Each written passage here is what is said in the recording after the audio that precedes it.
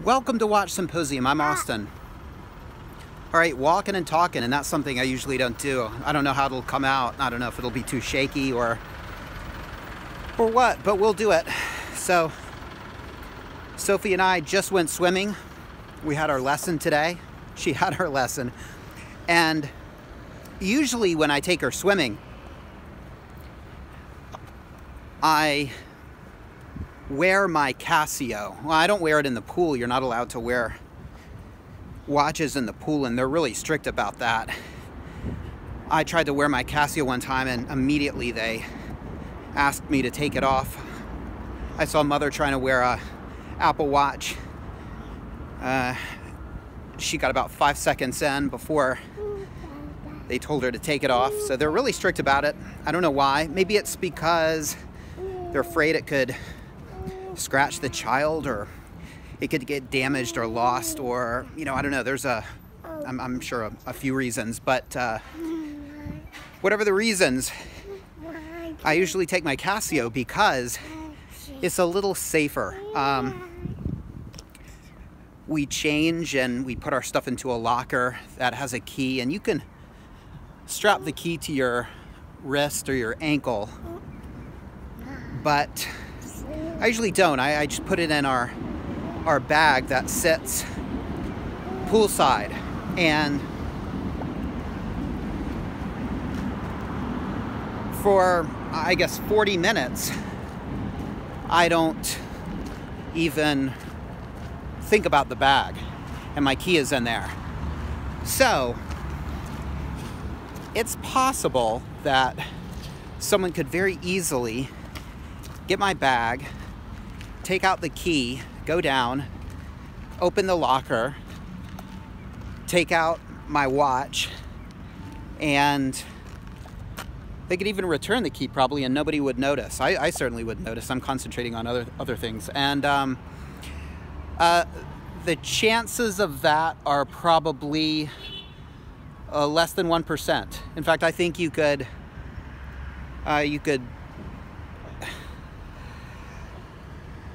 do it 500 times, and I think 500 times your watch would be absolutely safe. But be that as it may, it just makes me feel a little bit more comfortable to know that my Rolex is not in there. So that's why I usually wear the Casio. But today I didn't. I wore the Seiko. And the Seiko is great because I don't really have to worry about it, but it feels more serious, like a proper watch, than the Casio. And I realize it has a lot to do with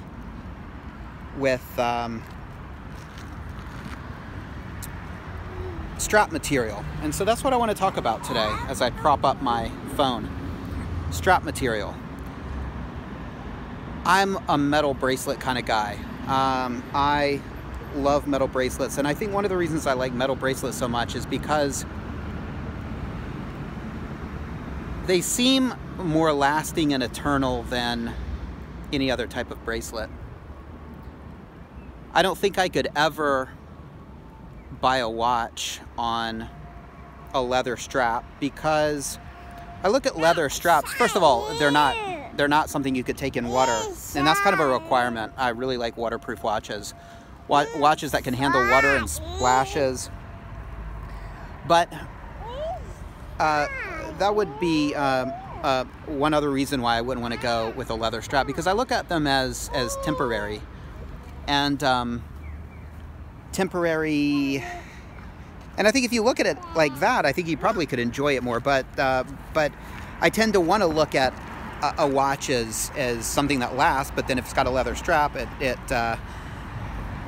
seems like the strap would be very temporary. Which I just see a future where the strap gets nasty and tattered and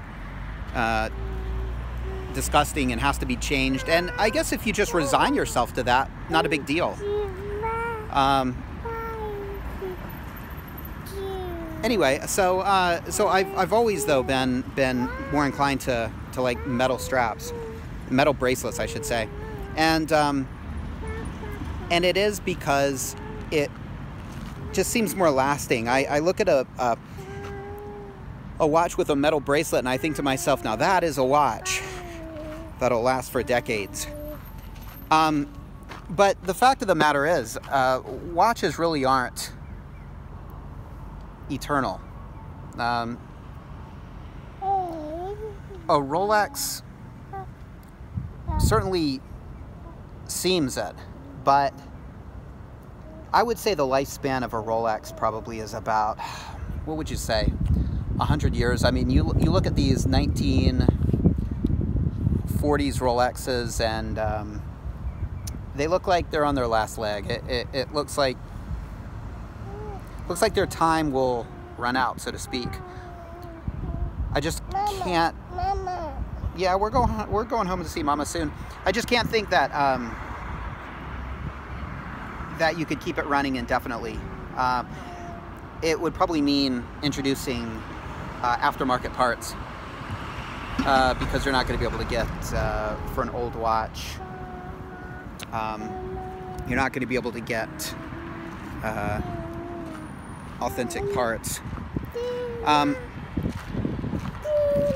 But even though they do look eternal, they're not.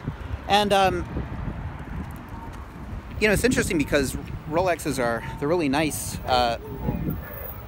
You know, these days. My bus has just come, so I'm gonna have to continue this in a minute. But how long would a modern Rolex last?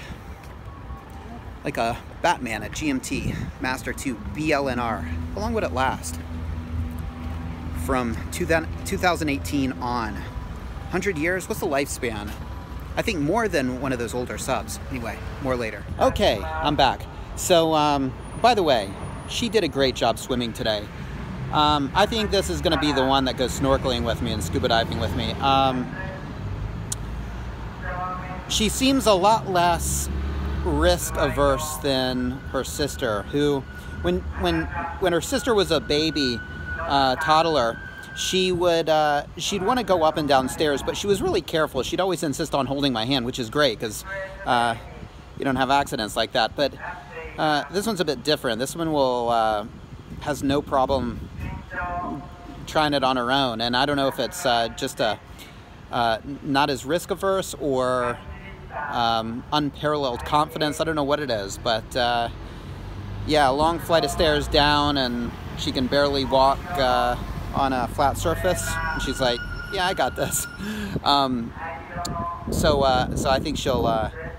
That's part of the reason I think she's really good at swimming. Not only did we start her early, but she's a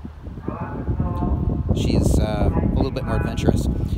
Anyway, she's asleep now, so let's continue on talking about straps and bracelets.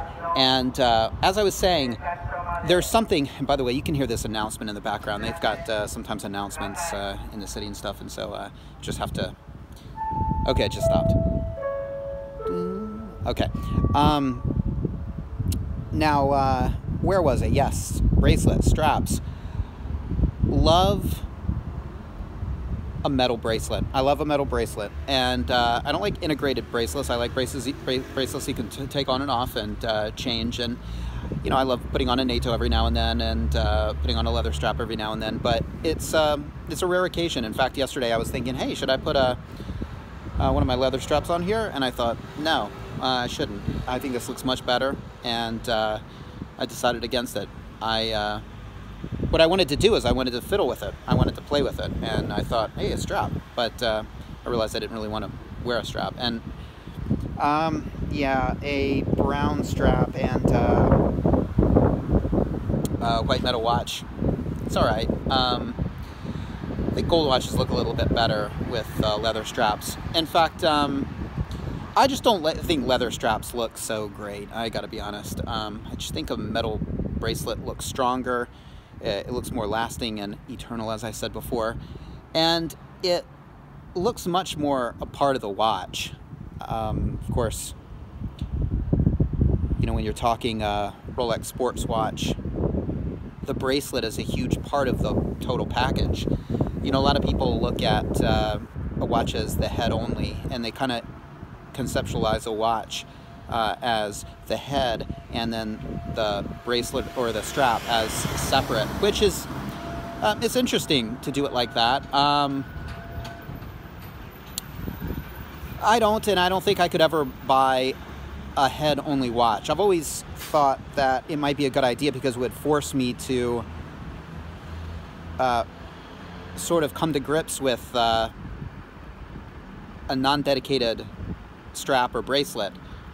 But knowing me, what I would do is I would just be continually dissatisfied until I sourced the bracelet, which would be pretty expensive. $1,000+ for a Rolex bracelet. So, but I think that's a real requirement for me, and it's sort of a deal breaker to see a watch that has non-metal bracelet, because I guess I feel like I can always get a non-metal bracelet, but finding a metal bracelet's a lot tougher. And as I was saying before I got on the bus, you know, when you look at something like an old vintage sub, you know, especially with a crystal, it doesn't look as tough and lasting as, say, a modern GMT Master 2. That looks like a watch that will last longer, and so I think it depends on how well you take care of the watches, and there's so many factors, but what do you guys think? A brand new BLNR, if you were to get one today, have it serviced regularly when it needed it, what's the lifespan of that watch? I guess it just depends on parts, really. And that's, again, I brought this up before, but that's another reason why I think Rolex pulls the rug out from under you if you've got an older watch. They won't hook you up with parts, and once they stop hooking you up with parts and making the parts for a watch, you're screwed. You gotta get somebody to make a part for it, or you gotta source it, and that's, I think, the beginning of the end of a watch. Pulled out in front of a truck. The truck was beeping. I'm a metal bracelet kind of guy, and I just will say randomly that I'm not much of a rubber strap person, and what really puzzles me is gold Rolexes that come on on rubber straps. Gold heads on rubber straps. I don't get it. I don't get it at all. What's Rolex thinking? I equate a rubber strap with sports and water and diving, and I can understand it on a dive watch, but on a gold watch, I don't get it. I think gold Daytonas sometimes come on rubber straps, perhaps Yachtmasters as well, gold Yachtmasters. Well, I can understand a Yachtmaster, but I guess a gold Yachtmaster. But hey, I mean, if you're you could wear a gold Yachtmaster on a yacht, and I guess that rubber strap would make sense. Yeah, I guess that's a thing about a Rolex. I mean, even though it's gold, it's still waterproof, and you can use it like a sports watch, like a dive watch, and so the leather strap does make sense in that regard. So it's just sort of the concept is weird to me. It's something I've got to deal with. But take care. Talking straps. Well, I was going to let you go, but let me just say I am going to make a video on Jubilee for my GMT. And now that's the strap I could get behind. It's metal. Not only is it metal, but it's Rolex, and so it's all Rolex, but it's something different. But again, that's another video. Anyway, take care. Thanks for watching. See you next time.